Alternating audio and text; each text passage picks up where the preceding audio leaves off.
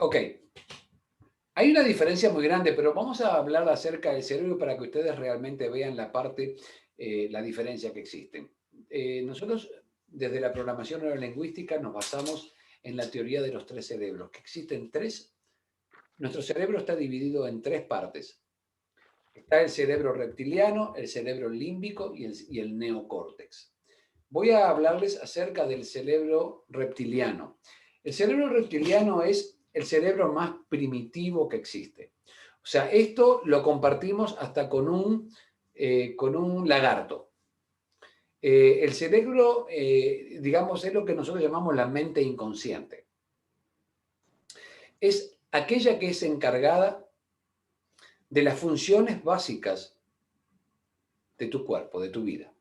Por ejemplo, es la encargada de poder saber de la respiración, o sea, tú respiras y no estás pendiente de la respiración conscientemente, eso lo hace normalmente tu cuerpo, tu mente inconsciente te maneja los estados de respiración para que tú no quedes sin aire. Eh, los latidos de tu corazón, porque cuando necesitas pestañear para que tus ojos están resecos para pestañear, cuando por ejemplo tú te lastimas y te cortas el dedito, automáticamente la mente inconsciente, el cerebro reptiliano, lleva todo lo necesario para poder comenzar a que se empiece a coagular la sangre y se empiece a recuperar y a regenerar nuevamente esa cortadura, a cicatrizar. Es la que controla todo, la temperatura de tu cuerpo, el funcionamiento de tus células. Digamos que es eh, los, los, las cuestiones básicas, pero aparte también las cuestiones instintivas. Por ejemplo, si yo te tiro una pelota, tú automáticamente moverás tu cabeza, porque tu mente inconsciente, tu cerebro reptiliano, es la encargada de la parte de los reflejos. Luego tenemos lo que es el cerebro límbico, la segunda parte, o sea, digamos que la segunda etapa digamos, del desarrollo del ser humano es que ante el cerebro límbico es la segunda capa donde están las emociones. Nosotros compartimos generalmente este cerebro límbico con muchos mamíferos. O sea,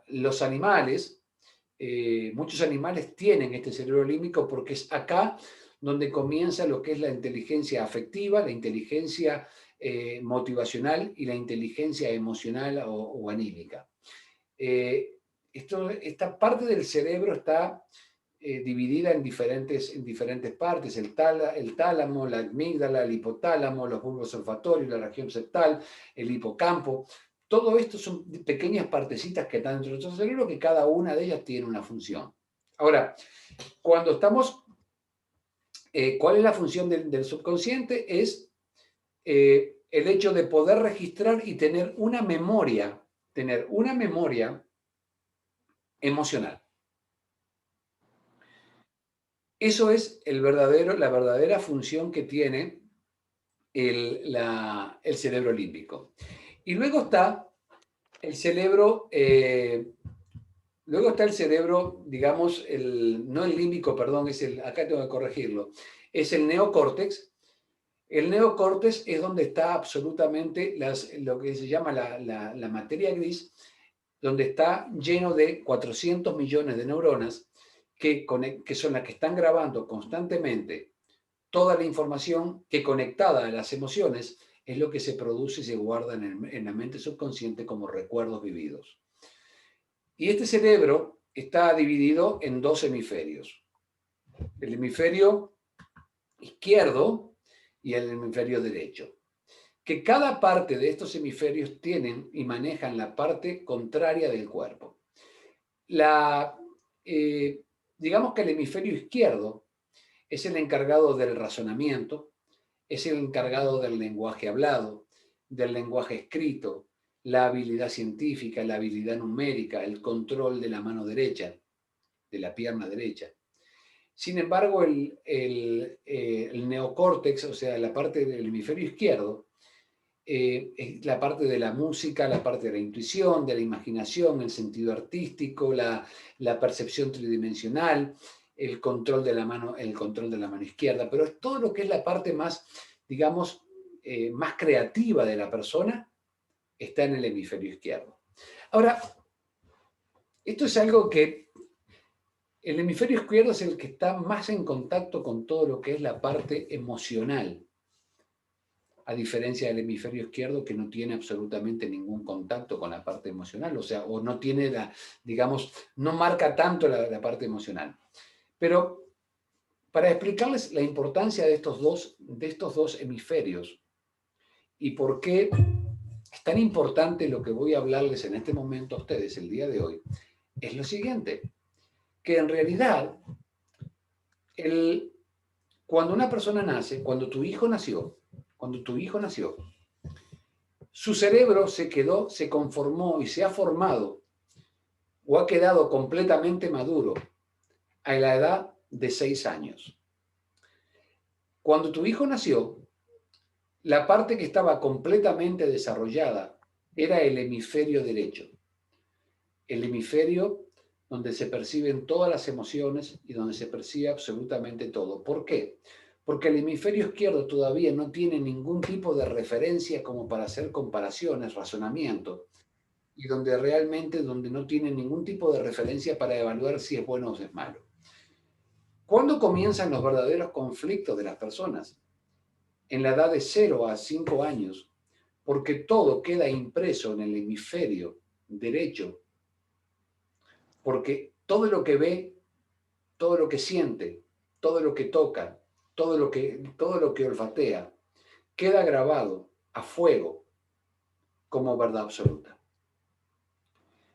Luego, a los cabos de 6 años, a partir de toda la información que tiene guardada en su mente subconsciente, en la parte límbica, el hemisferio izquierdo comenzará a funcionar porque ya tendrá un punto de referencia de comparación. ¿Cuándo comienzan los traumas o cuándo comienzan los conflictos en las personas? Sencillamente comienzan antes de los 5 años de edad, porque todo lo que han visto, oído y escuchado o vivido quedó grabado en el hemisferio izquierdo. Ahora, nuestra mente es como un iceberg, donde vamos a encontrar que nuestra mente está dividida en la mente consciente y en la mente subconsciente. Pero realmente nuestra mente, les hago una pregunta, ¿creen ustedes que, antes que nada, ustedes creen que nosotros utilizamos el 100% de la mente o dicen que hay un 5% de la mente? A ver, cuéntenme. ¿Qué creen ustedes? ¿Cuánto usamos de la mente? Escríbanme. Un 10%. ¿Quién dijo eso? Dios es mi fuerza, María Franceschi. Ok, María Franceschi. A ver, ¿alguien más tiene algo para decir?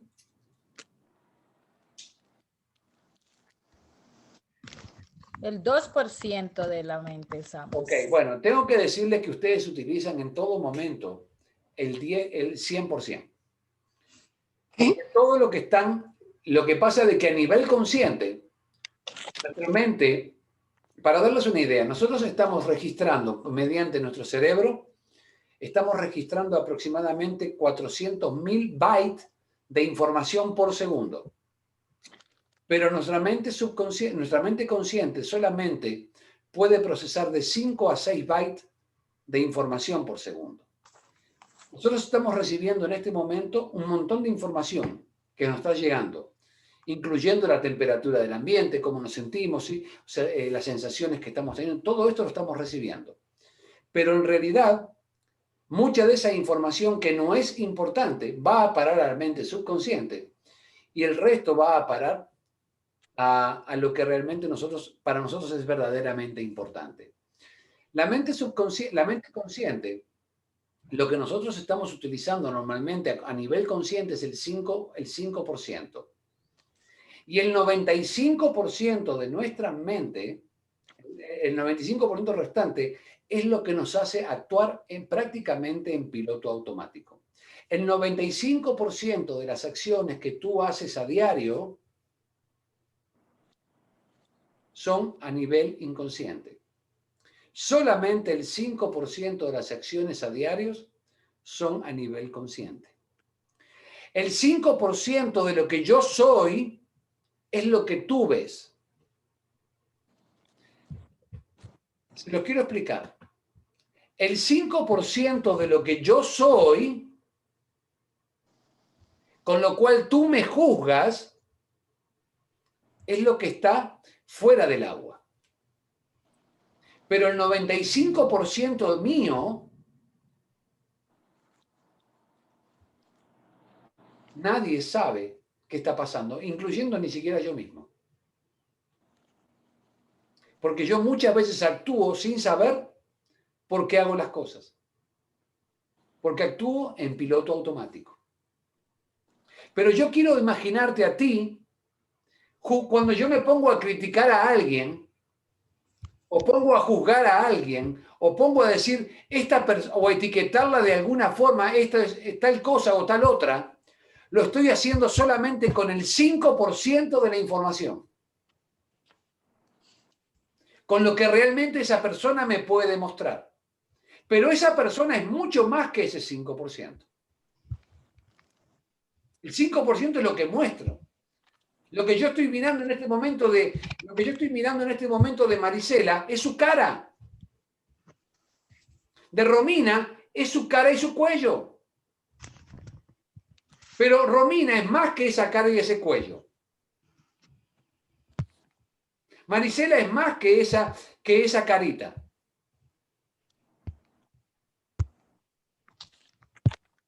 Entender que nosotros tenemos una mente tan fabulosa y extraordinaria, con una capacidad de recibir información realmente extraordinaria, pero limitada, porque nosotros manejamos a nivel consciente solamente entre 5 o 7 piezas de información por segundo. ¿Cómo ante tanto estímulo que estamos recibiendo, nosotros prestamos atención a solamente 5 o 7 cosas en un mismo momento?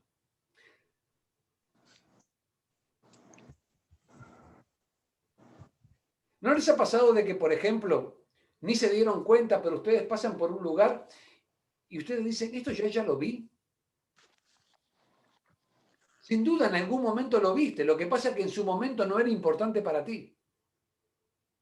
¿Les ha pasado de que, por ejemplo, ustedes han quedado embarazadas mujeres y cuando quedaron embarazadas empezaron a ver mujeres embarazadas por todos lados?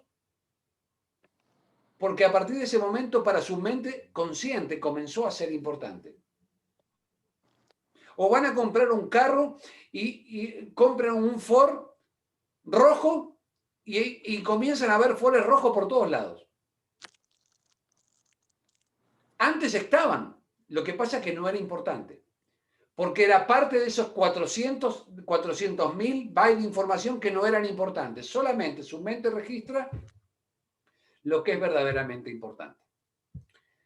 Entonces, teniendo que nosotros estamos tenemos una capacidad de poder recibir tantísima información y tenemos tanta información guardada que ni siquiera tienen idea de lo que hay adentro de nuestra cabeza. Ahora vemos Cádila por todos lados. Bueno, Ginelli, me parece muy bien. Siga mirando Cádila por ahí. Ella ve Cádila. Entonces,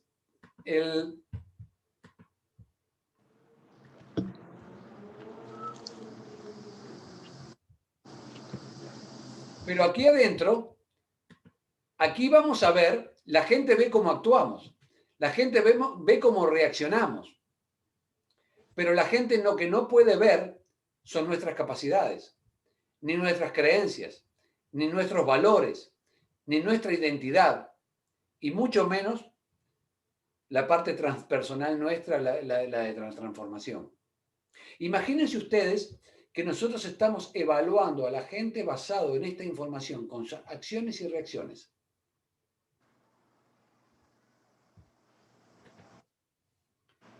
¿Y cómo funciona la mente? De una forma sencilla. yo recibo una información, la asocio con algo que para mí es familiar. Si estoy de acuerdo, si me gusta, la acepto, si no estoy de acuerdo, la reyecto. Una vez que yo la asocio, la genero una emoción, eso me lleva a una acción y eso me lleva a sentimientos.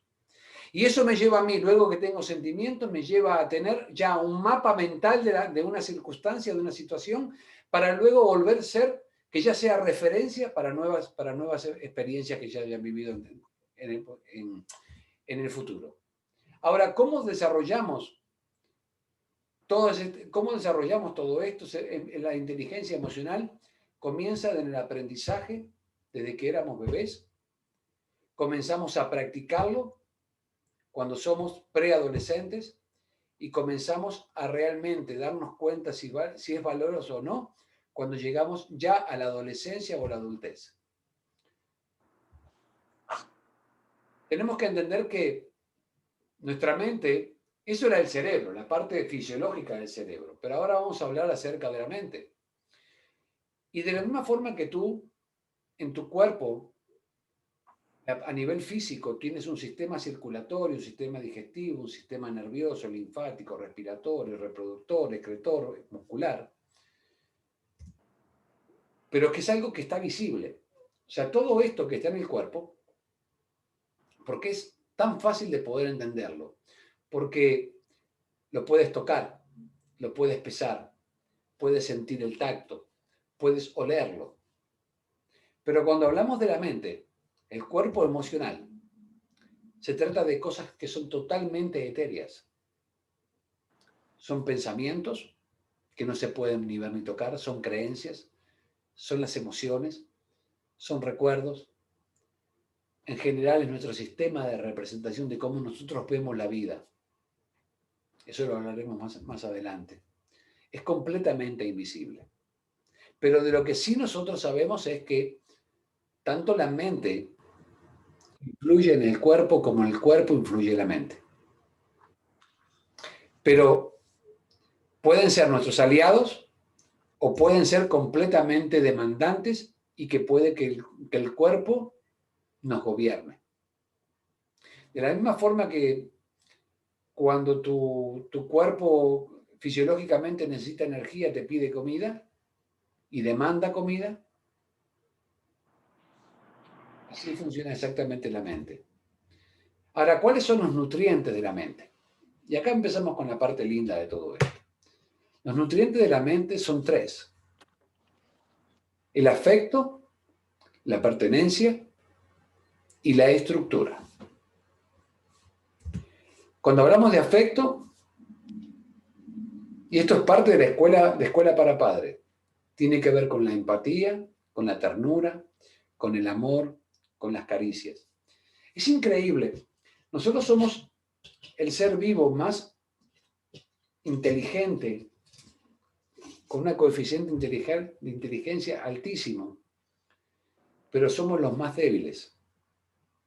Que si nosotros no tenemos ese contacto físico, que desde que somos bebés, nosotros podemos morir. Mientras que un ciervo, la mamá ciervo, tiene un bebé ciervo y a los 10 minutos el ciervo se puede parar.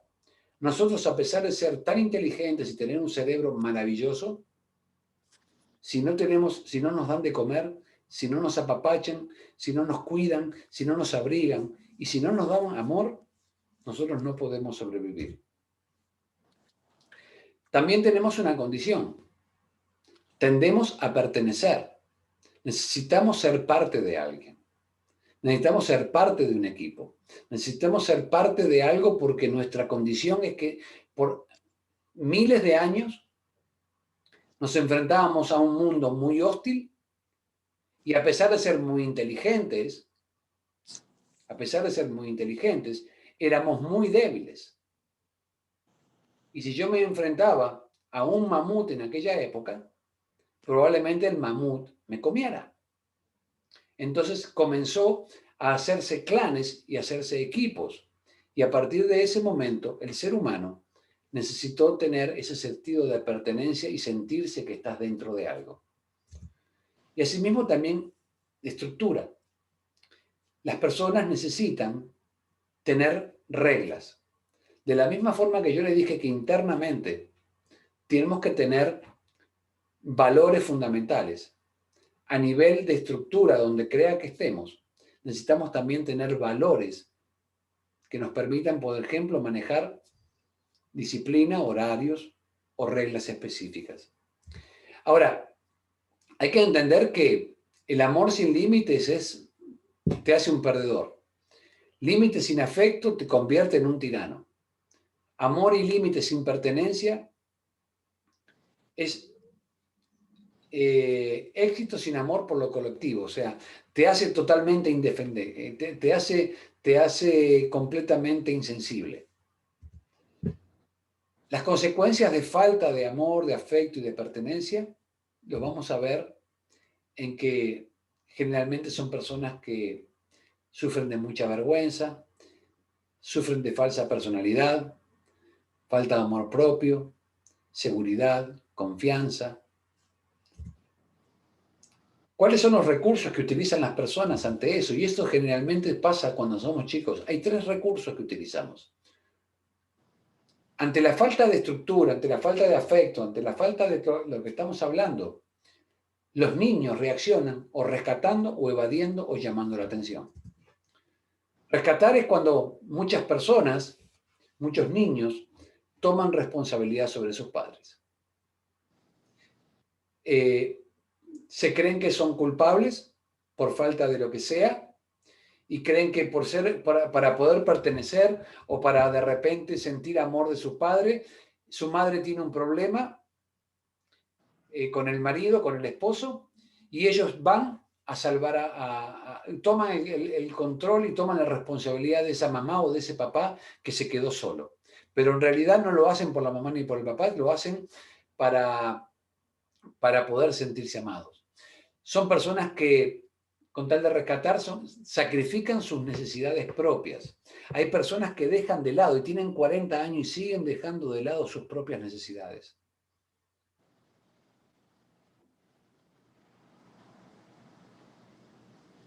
Sacrificar necesidades propias también se transforma en una compulsión, en una dependencia. Es el primer signo de codependencia dentro de una relación. Pero todo esto se da por la necesidad de ser aceptado. No puedo estar solo, necesito estar con alguien. Necesito ser aceptado. Pero yo quiero que te imagines cuántas veces has postergado tus propias necesidades para poder tratar de ayudar o llenar las necesidades de otra persona.